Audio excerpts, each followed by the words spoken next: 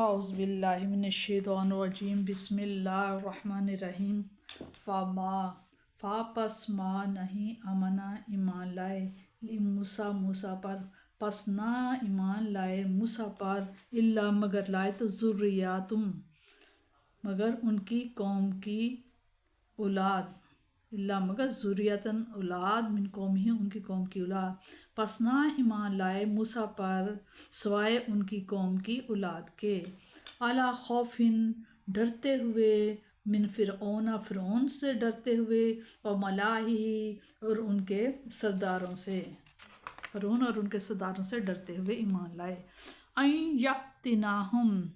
ان کے یفتناہم کہ کہیں وہ انہیں بہکا نہ دے،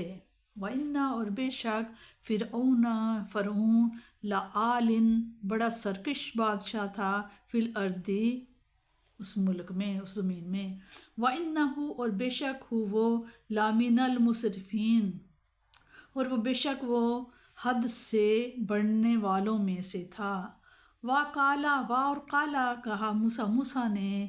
یا قومی اے میری قوم، ان کنتم اگر تم امن تم ایمان لائے ہو باللہ اللہ تعالیٰ پر،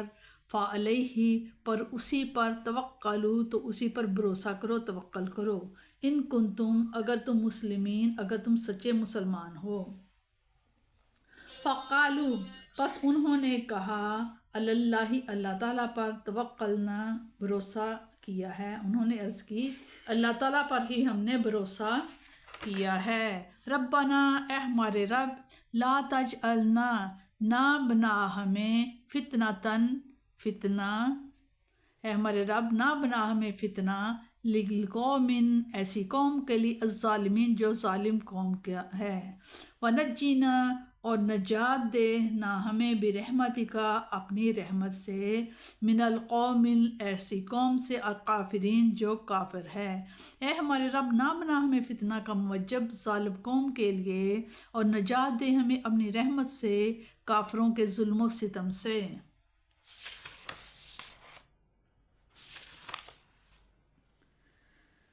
کفار ناک چڑھاتے رہیں، جرائم پیشہ لوگوں کی پیشانیوں پر بل پڑتے رہیں، اللہ تعالیٰ کو ان کی پرواہ نہیں، وہ تو اپنے ارشادات سے ہٹ کر سر بلند کر کے چھوڑتا ہے۔ فرعون مصر کا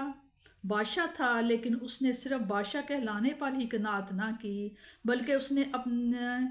رب اعلیٰ ہونے کا بھی اعلان کر دیا اور اپنی رعایا کو حکم دیا کہ وہ اس کی پرستش کیا کرے۔ بادشاہ کے خلاف بغاوت کی جا سکتی ہے، لیکن کوئی پجاری اپنے خاوند کے خلاف نعوذ باللہ کوئی پجاری اپنے خدا کے خلاف بغاوت کا تصور تک کرنے کی جرات نہیں کر سکتا۔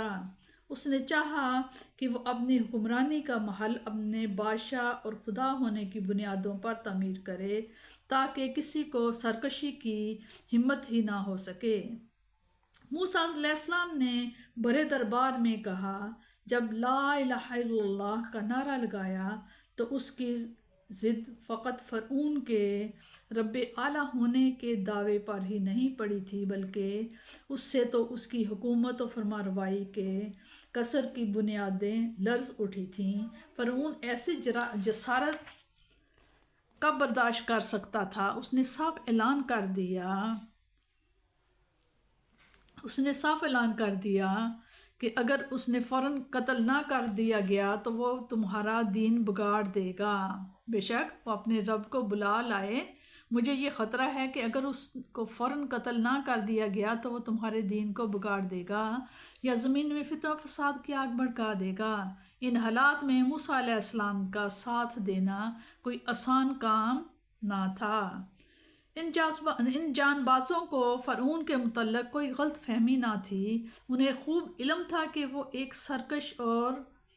سرکش حکمران ہے، اس کا ظلم و استبداد کسی قانون اور ضابطہ کا پابند نہیں، وہ ان پر ایسے ستم توڑے گا کہ پہاڑوں کے دل بھی کانپ اٹھیں گے، لیکن وہ میں توحید سے سرشار اپنے معبود برحق کی وحدانیت کا پرچم لہرانے کا عزم بالجزم کر چکے تھے۔ انہوں نے نتائج سے بے پرواہ ہو کر اپنی قسمت موسیٰ علیہ السلام کے ساتھ وابستہ کر دی تھی۔ موسیٰ علیہ السلام نے جب اپنی قوم کے بڑوں بوڑھوں کو دعوت دی تو انہوں نے فرعون کے خوف سے اس دعوت کو قبول کرنے سے انکار کر دیا اور اپنے نوجوان بچوں کو بھی سمجھایا کہ وہ ان کے قریب نہ جائیں، لیکن ان نوجوانوں نے تمام خطرات کو پس پشت ڈالتے ہوئے اس کو قبول کیا۔ قوم فرعون میں سے تو گنتی کے چند آدمی ایمان لائے تھے، مثلاً حضرت آسیہ، مومن، آل فرعون کا خزانچی اور اس کی بیوی۔ یہاں موسیٰ علیہ السلام اپنے وفاکش ساتھیوں کی تربیت فرما رہے ہیں کہ اگر تم اللہ تعالیٰ پر ایمان لانے کا دعویٰ کرتے ہو تو پھر تمہیں حالات کی تمام ناسازگاریوں کے باوجود گھبرانا نہیں ہوگا، بلکہ ہر حال میں اللہ تعالیٰ کی تائید و نصرت پر مکمل بھروسہ کرنا ہوگا۔ راہ حق کے مسافر کے لیے توکل علی اللہ سے بہتر اور کوئی زاد راہ نہیں ہے۔ ان جان بازوں نے اپنے مرشد کے اس سبق کو ہمیشہ یاد رکھنے اور اس پر عمل پیرا رہنے کا وعدہ کیا۔ اس کے بعد اپنے مولا کریم کی بارگاہ عزت و جلال میں دامن طلب پھیلا کر دو التجائیں کیں، ایک یہ کہ ہمیں اس ظالم قوم کے لیے فتنہ نہ بنا، دوسرا یہ کہ ہمیں ان کے پنجہ استبداد سے رہائی بخش دے۔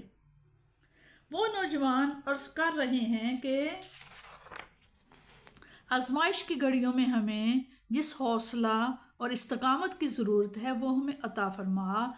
کہیں ایسا نہ ہو کہ ہم سے کسی بشری کمزوری کا ظہور ہو جائے اور ظاہر بین لوگوں کو حق پر آواز کسنے کا موقع مل جائے۔ باقی داعیان حق کی ذمہ داریاں بڑی نازک ہوتی ہیں، ان کی ادنا سی لغزش لوگوں کے لیے حجاب بن جاتی ہے، اس لیے انہیں چاہیے کہ وہ بارگاہ الہی میں اس نازک ذمہ داری کے سنگین تقاضوں کو پورا کرنے کی توفیق طلب کرتے رہیں۔